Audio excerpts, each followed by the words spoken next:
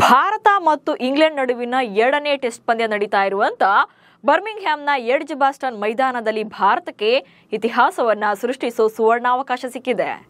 Test ಕ್ರಿಕೆಟ್ನ ಇತಿಹಾಸದ ಪುಟವನ್ನ ಕೆದಕಿದ್ರೆ team India ಈ ಮೈದಾನದಲ್ಲಿ ಒಂದೇ ಒಂದು ಪಂದ್ಯವನ್ನು ಕೂಡ ಗೆಲ್ಲೋಕೆ ಸಾಧ್ಯವಾಗಿಲ್ಲ.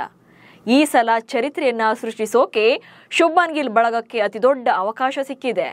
4ನೇ ಮತ್ತು 5ನೇ ದಿನದಾಟವೇ ನಿರ್ಣಾಯಕವಾಗಿದ್ದು ಈ 2 ದಿನ ಭಾರತದ ಆಟಗಾರರ ಪ್ರದರ್ಶನದ ಮೇಲೆ ಡಿಪೆಂಡ್ ಆಗಿದೆ. ಸೊ 2ನೇ ಇನ್ನಿಂಗ್ಸ್ನಲ್ಲಿ ಭಾರತದ ಸ್ಕೋರ್ ಎಷ್ಟಾಗಬೇಕು? ಆಲ್ಔಟ್ ಆಗೋವರೆಗೂ ಆಡಬೇಕಾ ಅಥವಾ ಡಿಕ್ಲೇರ್ ಘೋಷಣೆ ಮಾಡಿಕೊಳ್ಬೇಕಾ? ಬೌಲಿಂಗ್ ದಾಳಿ ಹೇಗಿರಬೇಕು, ಏನಿದು ಲೆಕ್ಕಾಚಾರ ಅನ್ನೋದನ್ನ ಈ ವಿಡಿಯೋದಲ್ಲಿ ಹೇಳ್ತೇನೆ. ನಾನು ಶಾಂತ. ನೀವು ಸುದ್ದಿಯಾನದ ಸಬ್ಸ್ಕ್ರೈಬರ್ ಆಗೋದಕ್ಕೆ ಮರಿಬೇಡಿ.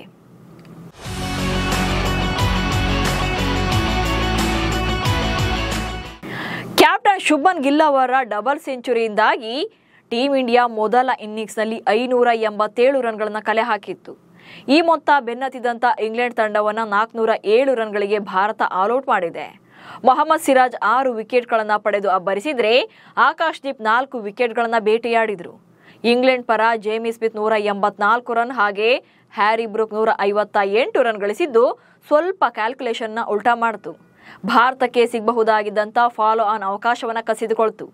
ಇದೀಗ 2ನೇ ಇನ್ನಿಂಗ್ಸ್ನಲ್ಲಿ ಬ್ಯಾಟಿಂಗ್ ಅನ್ನು ಆರಂಭಿಸಿರುವಂಥ ಭಾರತ 3ನೇ ದಿನದಾಟದಲ್ಲಿ ತನ್ನ ಮೊದಲ ವಿಕೆಟ್ ಅನ್ನು ಕಳ್ಕೊಂಡಿದೆ.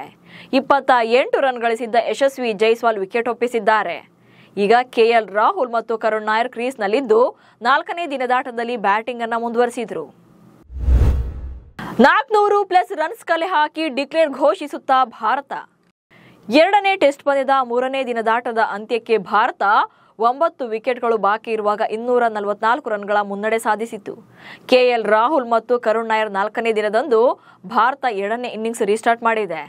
ಪಂದ್ಯ ಈಗ ರೋಚಕ ಘಟ್ಟ ತಲುಪಿದ್ದು ಇನ್ನಿಂಗ್ಸ್ ಡಿಕ್ಲೇರ್ ಮಾಡಿಕೊಳ್ಳೋಕೆ ಭಾರತ ಮುಂದಾಗಬಹುದು. ಯಾಕಂದ್ರೆ ಈಗಾಗಲೇ 4ನೇ ದಿನದಾಟ ಆಗಿರೋದ್ರಿಂದ ಭಾನುವಾರ ಅಂದ್ರೆ ನಾಳೆ ಪಂದ್ಯದ ಕೊನೆ ದಿನ ಆಗಿರುತ್ತೆ. ಹೀಗಾಗಿ ವೇಗವಾಗಿ ಹೆಚ್ಚೆಚ್ಚು ರನ್ಸ್ಗಳನ್ನು ಸ್ಕೋರ್ ಮಾಡಿದ್ರೆ ಭಾರತ ಇನ್ನಿಂಗ್ಸ್ ಅನ್ನ ಡಿಕ್ಲೇರ್ ಮಾಡಿಕೊಳ್ಳಬಹುದು. ಈಗಾಗಲೇ 244 ರನ್ಸ್ ಮುನ್ನಡೆ ಇರೋದ್ರಿಂದ ಹಾಗೆ 9 ವಿಕೆಟ್ಗಳು ಉಳಿದಿರೋ ಪರಿಣಾಮದಿಂದಾಗಿ ಉಳಿದ ಬ್ಯಾಟ್ಸ್ಮನ್ಸ್ ವೇಗವಾಗಿ ರನ್ಗಳನ್ನು ಕಲೆ ಹಾಕಬೇಕಾಗುತ್ತೆ. 400ಕ್ಕಿಂತ ಹೆಚ್ಚು ಗುರಿಯನ್ನ ನಿಗದಿಪಡಿಸೋಕೆ ಟಾರ್ಗೆಟ್ ಅನ್ನ ಇಟ್ಕೊಂಡಿದೆ. ಅಥವಾ ಅದಕ್ಕಿಂತ ಹೆಚ್ಚಿನ ಸ್ಕೋರ್ ನೀಡಿದ್ರೆ ಇನ್ನೂ ಕೂಡ ಒಳ್ಳೆಯದೇ. ಭಾರತವನ್ನ ಆಲ್ಔಟ್ ಮಾಡಲು ಕಾಯ್ತಿದೆ ಇಂಗ್ಲೆಂಡ್. ಈಗಾಗಲೇ ಮೊದಲ ಇನ್ನಿಂಗ್ಸ್ನಲ್ಲಿ ಹಿನ್ನಡೆ ಅನುಭವಿಸಿರುವಂತ ಇಂಗ್ಲೆಂಡ್ ತಂಡ 4ನೇ ದಿನದಾಟದಲ್ಲಿ ಭಾರತವನ್ನ ಬೇಗನೆ ಆಲ್ಔಟ್ ಮಾಡೋ ಪ್ಲಾನ್ನಲ್ಲಿದೆ. ಅಂದ್ರೆ ಬಿಗ್ ಸ್ಕೋರ್ ಬರದಂತೆ ತಡೆಯೋದು ಅವರ ಮೇನ್ ಅಜೆಂಡಾ.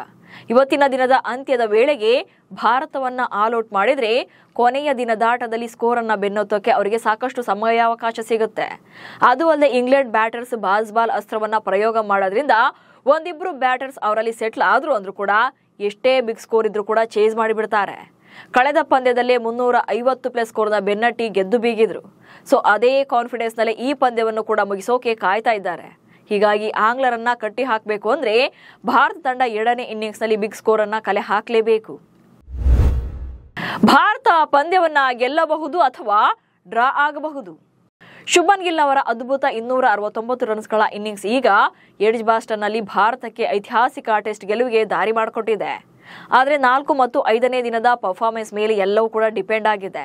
ಶನಿವಾರದ ಇನ್ನಿಂಗ್ಸ್ ಅಲ್ಲಿ ಭಾರತದ ಬ್ಯಾಟರ್ ಹೆಚ್ಚು ಹೊತ್ತು ಕ್ರೀಸ್ನಲ್ಲಿರಬೇಕು. ಹಾಗೆ ಹತ್ತತ್ರ 500 ರನ್ಸ್ ಬಂತು ಅಂದ್ರೆ ಅಡ್ವಾಂಟೇಜಸ್ ಜಾಸ್ತಿ ಇರುತ್ತೆ. ಸೊ ಇಡೀ ದಿನ ಭಾರತ ಬ್ಯಾಟಿಂಗ್ ಅನ್ನ ಉಳಿಸ್ಕೊಳ್ಬೇಕಾಗತ್ತೆ. ಹಾಗೆ ಬಿಗ್ ಸ್ಕೋರ್ ಅನ್ನ ನೀಡಿ ಕೊನೆ ದಿನದ ಆಟದಲ್ಲಿ ಬೌಲಿಂಗ್ಗೆ ಬರಬೇಕು. ಇಂಗ್ಲೆಂಡ್ ಬ್ಯಾಟರ್ ಸೆಟಲ್ ಆಗೋಕೆ ಬಿಡದೆ ಬೇಗನೆ ಔಟ್ ಮಾಡಬೇಕಾಗುತ್ತೆ. ಕೊನೆ ದಿನದ ಆಟ ಮುಗಿಯುವ ಮುನ್ನ ಆಲ್ಔಟ್ ಮಾಡಿದ್ರೆ ಭಾರತ ಈ ಮೈದಾನದಲ್ಲಿ ಐತಿಹಾಸಿಕ ಗೆಲುವನ್ನ ದಾಖಲು ಮಾಡುತ್ತೆ. ಹಾಗೆ ಸರಣಿ ಸಮಬಲ ಸಾಧಿಸಿದಂತಾಗುತ್ತೆ.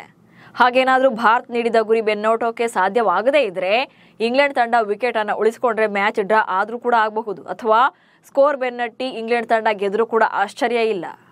ಒಟ್ನಲ್ಲಿ ಭಾರತ ತಂಡ ಬರ್ಮಿಂಗ್ಹ್ಯಾಮ್ನಲ್ಲಿ ಇದುವರೆಗೂ ಕೂಡ 8 ಪಂದ್ಯಗಳನ್ನಾಡಿದೆ. ಆದರೆ ಇಲ್ಲಿವರೆಗೆ ಯಾವುದೇ ಗೆಲುವಿನ ರುಚಿಯನ್ನು ನೋಡೋಕೆ ಸಾಧ್ಯವಾಗಿಲ್ಲ. 8 ಪಂದ್ಯಗಳಲ್ಲಿ 1 ಪಂದ್ಯ ಮಾತ್ರ ಡ್ರಾ ಮಾಡ್ಕೊಂಡಿದ್ರೆ ಉಳಿದ ಎಲ್ಲ 7 ಪಂದ್ಯಗಳನ್ನ ಸೋತಿದ್ದಾರೆ.